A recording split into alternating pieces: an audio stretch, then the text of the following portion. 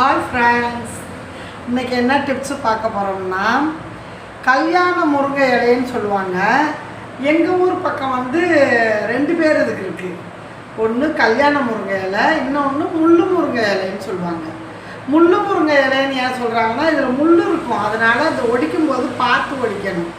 இது கல்யாண முருங்கை இலைன்னு ஒவ்வொரு இடத்துல சொல்லுவாங்க. அதனால் 2 பேர் கொண்ட இலை தான் இது.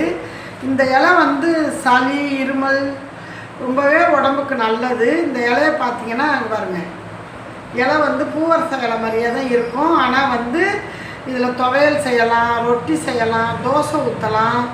நான் வந்து இதை நல்லா ஆஞ்சிக்கிட்டு இதில் வந்து நான் வந்து இப்போ தோசை தான் ஊற்ற போகிறேன். நீங்களும் இந்த இலையில் என்னென்ன சேர்த்து தோசை ஊற்றலாம் அப்படிங்கிறத சொல்கிறேன். இந்த ரொம்பவே ஒரு மருத்துவ குணம் கொண்ட நம்ம கல்யாண முருங்கை இலை தான் இது. இந்த டிப்ஸ் உங்களுக்கு பிடிச்சிருந்துச்சுன்னா நம்ம சேனலை லைக் பண்ணி ஷேர் பண்ணி சப்ஸ்கிரைப் பண்ணிக்கோங்க.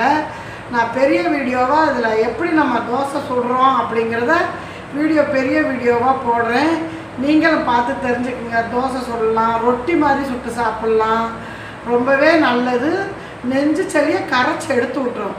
நீங்களும் கல்யாண முருங்கை இலை கிடச்சா விட்டுறாதீங்க. ஓகேவா? பாய். மீண்டும் அடுத்த வீடியோவில் சந்திப்போம்.